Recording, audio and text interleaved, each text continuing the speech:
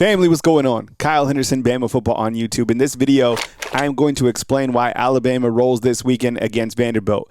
I think to open up, I think everybody understands that Vanderbilt is a very good team. Everybody's talking about Diego Pavia. Uncle Rico, a.k.a. Johnny Manziel, is coming into town. All that noise. Look, this is a good football team. 5-0 on the season. I've explained earlier that their flaw is they haven't played anybody like Alabama this season. This is a good football team, 100%. I like where they're going as a program, but they haven't played a program like Alabama this season. So let me set the table, right? I think a good place to start off with is the quarterback comparison. I think Ty Simpson versus Diego, man, you're getting two top 15 quarterbacks in the nation in terms of efficiency. So I think the head-to-head matchup certainly stands out to me. And to be honest, I do like Diego Pavia's fighting spirit, and I like that he talks. Like, the guy has confidence, all that stuff.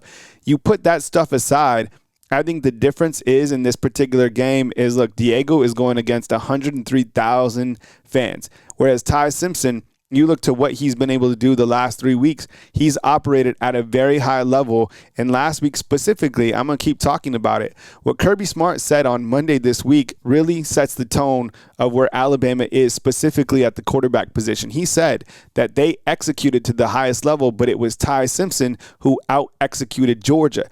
You know that Kirby Smart is one of the best defensive minds in the country. So to give that type of compliment to Ty Simpson, I think says a lot about Ty Simpson as a quarterback, and I think Ty Simpson is finally getting the notoriety that he deserves. Think about this. I was talking about this on the show. At SEC Media Day, how many were around Arch Manning? What, like 100 different media members? You know, people were excited to talk to Diego Pavia, Lenora Sellers, this and that. Ty Simpson didn't even go to SEC Media Days, right? He was in the lab. Nobody knew about him. People didn't think that he was going to be able to be a top-tier quarterback. And look at him now, the second highest odds to win the Heisman, right? So I think that Ty Simpson is going to be able to outduel Diego on Saturday, and I can't wait to see the matchup. And that's not saying that Diego isn't a good quarterback. I think that Ty has more weapons, and I think since the offensive line took a step forward, that's going to be a big difference in this game. Another reason that I am confident that Alabama is going to win is actually not necessarily because of this air raid attack that I guess Alabama has under Grubb, but I think for the first time you're going to see a big step forward with the running game. With Jam Miller back, what do you have? 16 carries for 41 yards last week. I thought he played well against Georgia. If we were going to have a 100-yard game for a running back, it wasn't going to be against the Georgia Bulldogs. You know what I'm saying? But what I saw from Jam Miller, in my mind, was impressive. Do you agree? Sound off inside the comment box. Look, the guy is a different type of back. He had a really good game against Vanderbilt last year, and I think that he's going to provide that running game that Alabama needs. I like the combination of Jam Miller and Kevin Riley. I really do. So kind of look for, I guess, a breakout game from a running back. That'll be Jam Miller. That's kind of my expectation and my prediction for Saturday. Do you guys agree? Let me know inside the comment box. The third area is, I think, Alabama's secondary. Look, they have a tall task going up against Diego Pavia. But the thing is, and I saw this on Sleeper, they're a sponsor of this video, but Diego Pavia right now, the over-under is only set for 200 yards passing against Alabama. And why is it so low? Well, Alabama right now is only allowing 113 yards passing per game. So, yeah, the big chunk yardage plays, that is something that is physically happening, and you have to eliminate that in a game like this. But Alabama's secondary has been playing pretty well. We are hypercritical as fans when we look at this team. Xavier Brown, he's been burnt. Damani Jackson, there was some miscommunication. He was burnt. Dejon Lee, he's been burnt. So there's been times this year where Alabama has allowed a passing touchdown. But overall, the Alabama secondary is very good. Not to mention the top-rated player on this team in the secondary in terms of Pro Football Focus grades is Bray Hubbard, who's been playing at a tremendous level. So I think that this group shows up, and if any group is going to make like a big play, come up with the interception, think about this. You're in this game, you get maybe a quarterback pressure that turns into an interception. Alabama's able to turn that into points.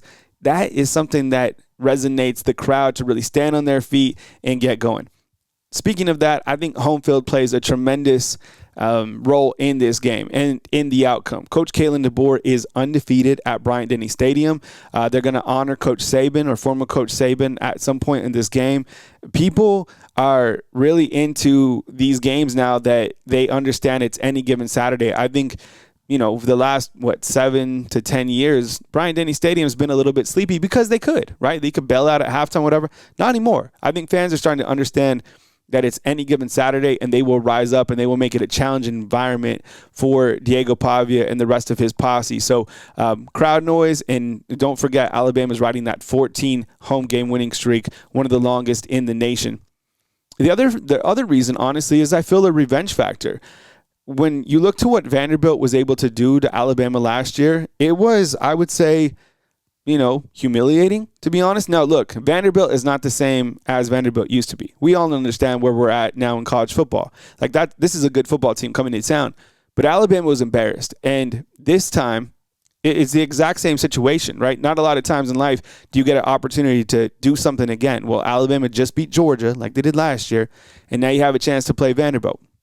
Last year, Alabama ate the rat poison, and Vanderbilt punched them right in the teeth. This team hits. This team will come at you. Vanderbilt is a hard-hitting team, 100%. Alabama has said time and time again this week that they understand that they are not satisfied until they have a national championship trophy here in Tuscaloosa once again. So I get it. There's a lot of excitement and reason to be excited about beating Georgia on the road, but job's not done. Back to business. And I think, honestly, Alabama would love to hurt Diego Pavia emotionally, not physically, of course, but you get what I'm saying? Like, hurt his ego, hurt his pride. Can you imagine if Alabama is able to beat Vanderbilt on Saturday and to have Diego Pavia, at the podium saying, look, Alabama, you got the best of me, this and that. So I think that kind of revenge factor certainly plays a role in it. To kind of wrap it up, I think time of possession, huge. Alabama's had a lot of long sustaining drives this season. I think back to that first drive for against Florida State. What was it, like 16, 17 plays? And they did that a couple times against Georgia. That was really something that we didn't talk about. But those long sustaining drives really wear down a defense. And I think emotionally, when the offense continues to just pick up first down after first down, it's really difficult for the defense to kind of rebound from that. You got to avoid turnovers. Alabama's been great. +7 on the season, which is, I think, third in the country, which is phenomenal. Don't turn the football over. Don't give Vanderbilt more opportunities. You got to make a big play or two. You got to sack Diego Pavia. You got to come up with the interception, something like that. You can't let him create plays. The guy does have playmaking ability. I think we can all agree on that. You got to stop the shovel pass. You know what? I don't think Alabama has seen the shovel pass. Did Florida State run a shovel pass? I can't remember. They might have, but they haven't seen one. And look, last year's not this year, but Kane Womack is still here. If I'm attacking Alabama, I'm running up the middle, and I hit them with the shovel pass just to kind of, see if they can stop it this year. My prediction, give me Alabama 38.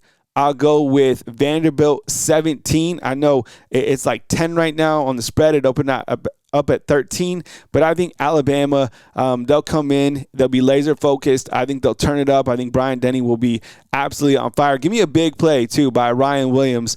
Can you imagine what that does for the crowd? So that's my score prediction. Let me know what you think inside the comment box. I cannot wait to get to Saturday. I appreciate you guys being here on all the videos. Please run the thumbs up on all the videos you see, and I really appreciate you guys. News as it happens, or score predictions, or whatever it is regarding Alabama football, right here on Bama Football on YouTube. See you, fam.